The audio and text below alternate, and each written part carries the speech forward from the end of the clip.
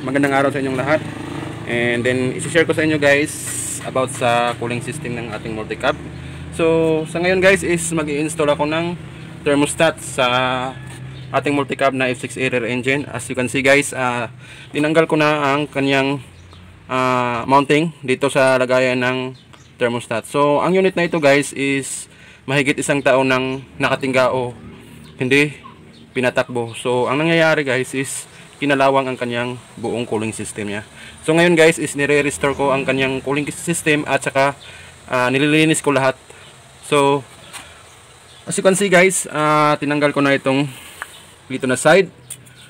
At kung titingnan nyo, ayan, sana makita sa video. So focus lang natin yung camera. So yan guys. So ganito ang issue guys kapag tubig ang ating ginamit and then halos hindi natin ginamit ang ating unit. So magkakaroon talaga siya ng kalawang.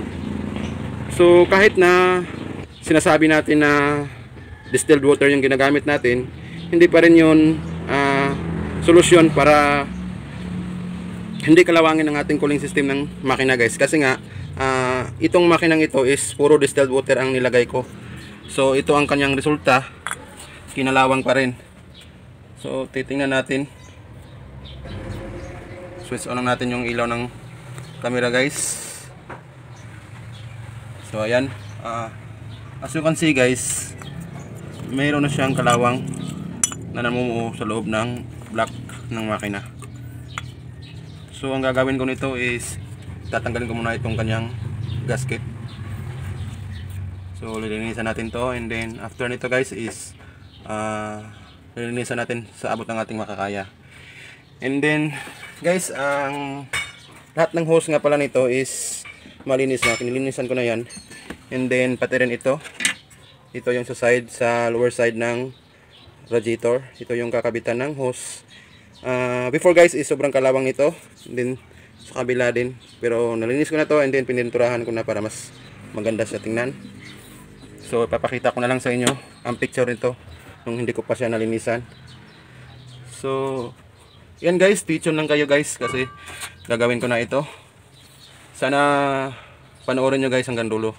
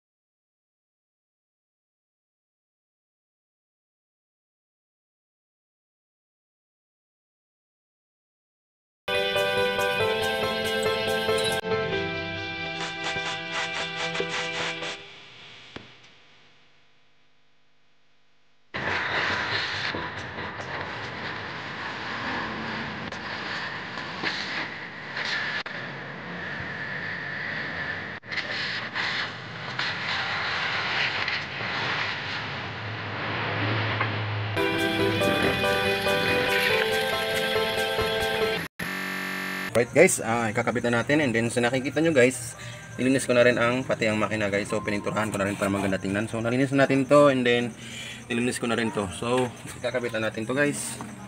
Itong nilinis ko, and then itong thermostat, tingnan natin guys. So mahirap siya. Ito siya guys, ang order ko sa Shopee guys. Nagkakahalaga ng 800 plus shipping nito guys, mga 100 plus, so 900 plus ito guys. So bubuksan ko muna guys kasi isa lang yung kamay kong ginagamit. Unang tagahawak ng camera natin. Ito na po guys ang ating thermostat. Yan. So ang brand nito guys is Tama. Tama yung brand nito. And then ititest ko pa ito guys bago ko ito ikabit.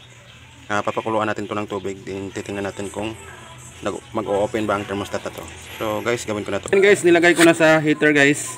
And then titingnan natin kung mag-o-open ba ang thermostat na to. So kumukulo na siya guys. And kunin natin. So ayan guys. As you can see guys, nag-open naman siya. Ayan. So habang lumalamig yan guys, unti-unti siyang sumasara. So yan po ang ating thermostat guys.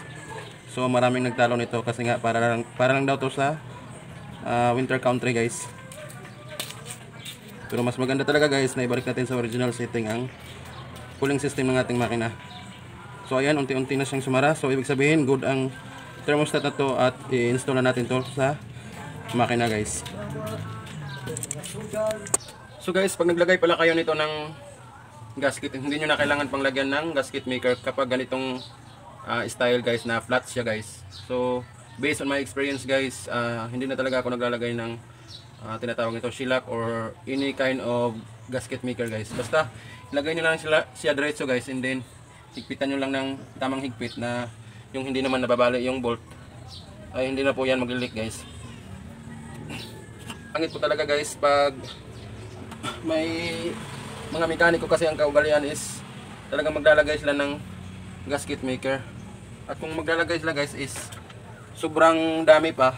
So ang sagwa tingnan sa makina guys, hindi siya malinis kasi makikita mo sa gilid na merong lumalabas na excess na tawag nito gasket maker, at hindi rin yung maganda guys kasi yung excess na gasket maker sa loob is nare-restrict niya ang daluyan ng ating coolant. Sa katagalan natatanggal, so may cost, maging isa pang cost para magbara doon sa tube ng radiator. So tingnan nyo lang guys. So ang pagkabit nito guys is dapat hindi siya magkabaliktad. Dapat itong side na to guys is nasa ilalim siya. So ganyan. And then lalagyan ko na lang din siya ng gasket. Yan. So nakikita nyo guys, hindi ko na siya nilagyan pa ng anumang gasket maker.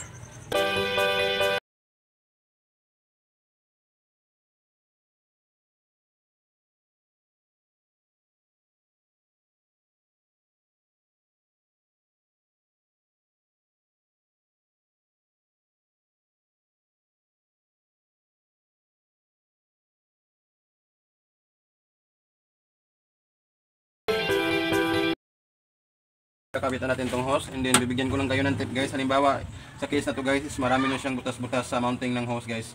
So ang gagawin natin guys is lalagyan ito natin ng gasket maker, pero wag natin lalagyan ng gasket maker itong hose na ito. So dito lang natin lalagyan ng gasket maker para pag push natin yung excess na gasket makers, dito lang siya lalabas. Kasi kung dito natin siya lalagyan sa hose guys, is yung excess ng gasket maker papasok doon sa hose, and then of course magre-restrict o liliit yung butas kasi yung excess ng hose, excess ng gasket maker is papasok dun sa loob. So hindi yun maganda guys kasi pag katagalan is natatanggal, and then nasasama sa ating coolant na mag-circulate sa system ng cooling system. So possible guys is magbabara siya sa tube ng radiator. So tingnan nyo lang guys.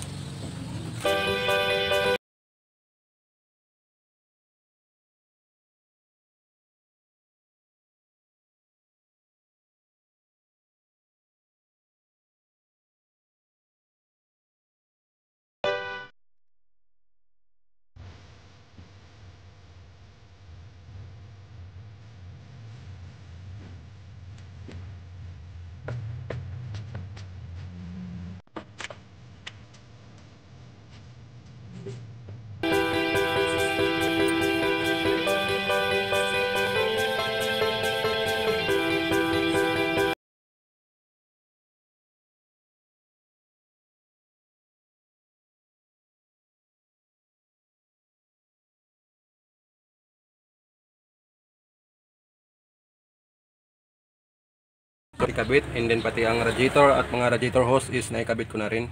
And then as you can see guys, tinanggal ko ulit itong kanyang mounting ng thermostat kasi guys, nag-flashing ako muna nito ng tubig na nakakabit na yung thermostat dito. And then sobrang hirap pala niya talaga i-bleed guys kasi nag-test ako, and then sobrang hirap niya i-bleed. So ang gagawin ko nito is of course sasalinan ko na ito dito ng coolant guys, para mabilis na lang natin siya i-bleed, hindi na magkakahangin. Pupunuin natin ng coolant dito, and then pag napuno na, saka natin ikakabit ito na nakakabit na ang thermostat. So gagawin ko na ito guys. And then ang gamit ko nga palang coolant is itong EcoCool. Meron siyang anti-overheat, anti-freeze, anti-rust, at saka aluminum, metal, plastic safe. So gagawin ko nito guys is gagamit ako nito. So itong laman nito is lalagay ko dito para hindi matapon pag nagsalin tayo ng coolant doon sa housing ng thermostat.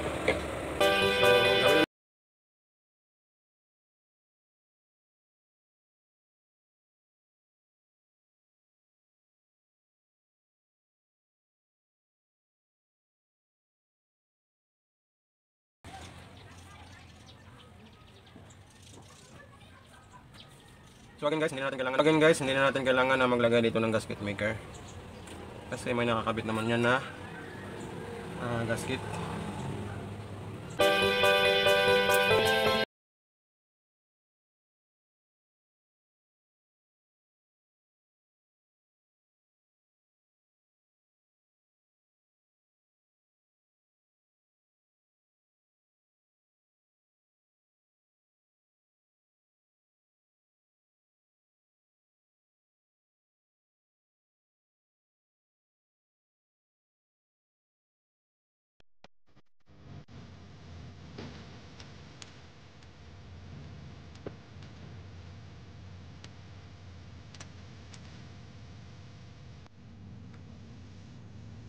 Ng imbudo sa radiator, and then yung imbudo niya guys, ginawan ko na lang ng putol at tsinelas. Ayan, nag-cut lang ako guys. And then mahirap siyang gawan pag malaki yung imbudo mo, so dapat maliit lang siya guys. Yan, kasi pag malaki siya sumasabit dito, so hindi siya mapatayo yung imbudo mo. So ito guys is tinanggal ko pa yan para lang na mahila ko ng konti yung radiator para tumayo itong ating imbudo, para hindi matapon yung ating coolant. So i-bleed natin to dun guys, and then papaandar rin natin. Actually guys, pinaandar ko na to, and hindi ko pa natapos mag-bleed kasi sobrang heat.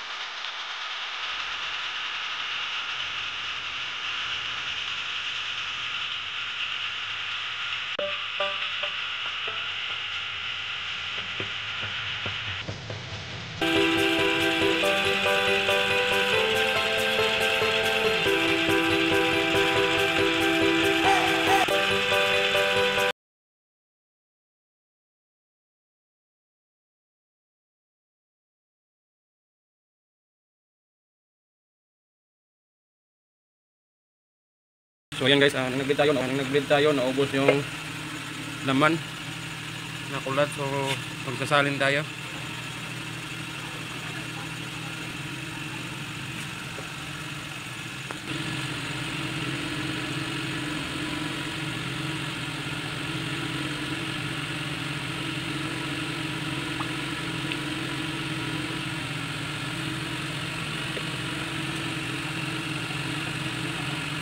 Ang normal temperature ng ating multicap, and then punta tayo sa radiator guys kung umatak.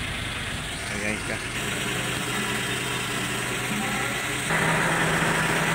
So ayan na po guys, umiikot na ang ating radiator fan. So naibalik na natin lahat ng original setting ng multicap na ito guys.